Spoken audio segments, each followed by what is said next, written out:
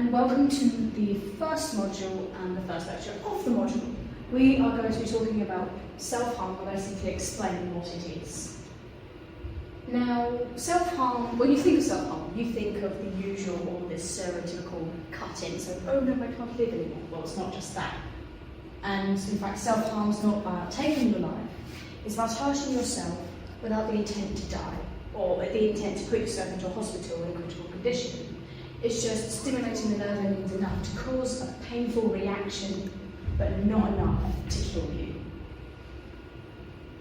Now, self-harm is in very different forms, it varies. And it can vary from multiple different people, so it's not just the typical, oh, dark hair, pink in your face, emo type thing. It can vary from anyone with a very good social background or a very good life, and it occurs in a very stressful situation. So it doesn't matter what end of the spectrum you're on, it can affect anyone. Now, there are multiple ways to hurt yourself. There is obviously cutting, as I said before. There's bumming, which is basically hitting the skin repeatedly in order to cause not permanent damage, but damage to the skin cells. There is also excessive rubbing. You might find people scratch themselves or even pull their hair out, which they might try and cover up with a cap or something on their head, like a bandana. Now, people will do this to achieve a feeling of relief. So it's a release course. They can do it to feel relieved, to feel powerful, like they're in control of their life. If they've got a chaotic situation going on, then that's the only way that they feel they have any form of control over anything. Now, the statistical manual.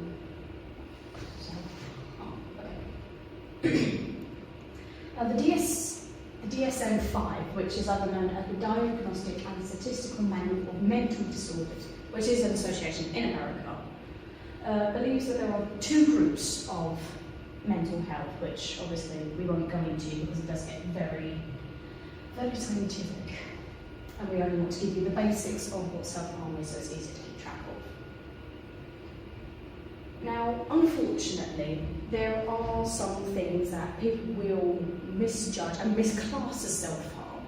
This is not self-harm. I must make that very, very clear. These things are not self-harming. Self-harm is you putting yourself in a painful situation. If someone else is harming you, that is not self-harm. So this is tattooing, body piercing, maybe a ritualistic or cultural ritual. That is not self-harm. Self-harm is basically what it says on my packet. Self-harm. You are hurting yourself. Now, this can vary on the different periods of time that it happens. It's not like you have a week planner, it's just you look on the calendar, oh, I'm going to harm myself on Monday and then I'm going to do it next week on Wednesday. It doesn't happen. It is a trigger and a stress controller. It's not planned. If it's planned, then it's not really self-harm. It's just someone trying to get attention, or you don't plan. There are obviously certain triggers, not just situations. It could be something to do with a mental disorder. There are stereotypical movement disorder, there's self-injury, this is falling into the category of hairpulling. There is autism spectrum disorder. If you wish to find out any more on this, you can find it on the PowerPoint, which is on the Open Learning website, which you can download at any point in time if you wish to go into it anymore. Now, a lot of people will try and give you just the two categories for the first two criteria of diagnosis for self-harm, which again falls into the DSM-5.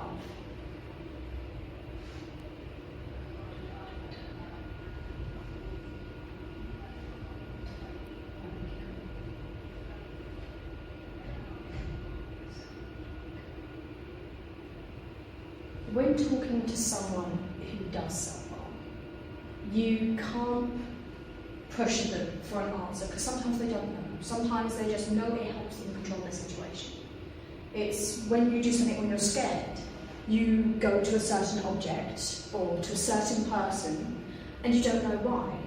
But you know it because it gives you comfort, control, it makes you feel safer or more comfortable with what's going on. So people who self-harm can't always give you an answer, if at all an answer, because they don't know. It's just a safety mechanism that they use to cope with their situation. Like when we were younger. Oh no, there's a thunderstorm outside, run to mum. It's kind of like that, but it's just a varied metaphor, if you will. Now, it is said that non-suicidal and self-injury often starts in early teen years. So this can be what you think as teens, so 12, 13, we'll just say.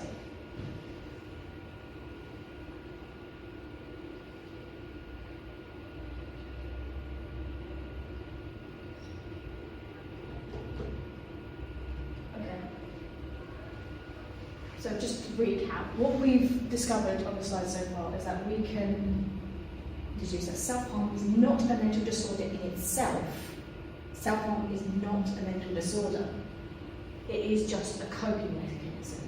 However, the lines do get rather foggy when you go to different doctors and paediatrics, and whoever you go to will give you very different examples of what they believe it is. There is no standard line for what it is. There's no definitive meaning of self-harm other than you harm yourself. Again, it can vary from anyone, from adult to child, to any form of background. This can be caused by bullying. This is a fairly common factor, and it is caused by bullying, but it can also be triggered by own situations. But a lot of it has to do with stress and lack of power, control, or emotion. I know someone who self-harms sometimes because she can't feel anything, and she's angry at herself for not being able to feel any emotions. She thinks if she does it, it will give her some form of life back. She'll feel sad, she'll feel great.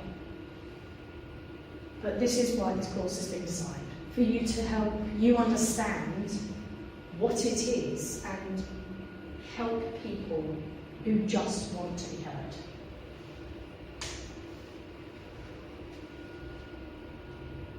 Again, all of these are on the Open Learning website. All these are on the Open Learning website, and you can download it at any point.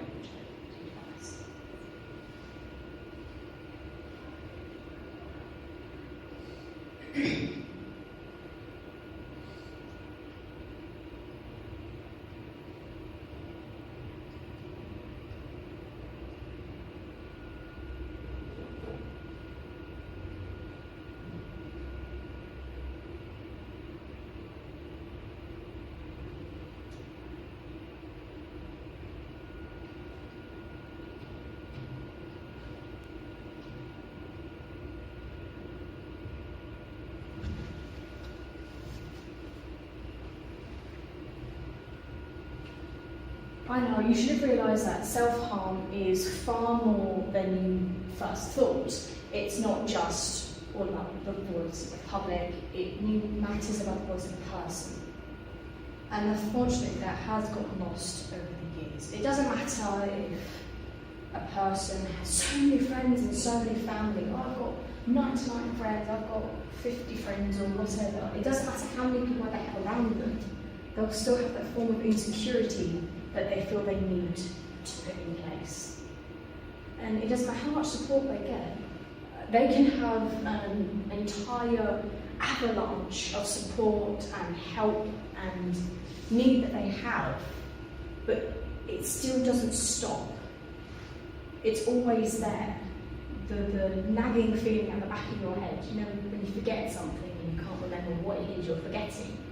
It's always back there, reminding you that that can help, or it can help you cope with a situation. And it doesn't matter where you are, but unfortunately, the support of friends and family does not reduce the thought of suicidal intentions or suicidal thoughts.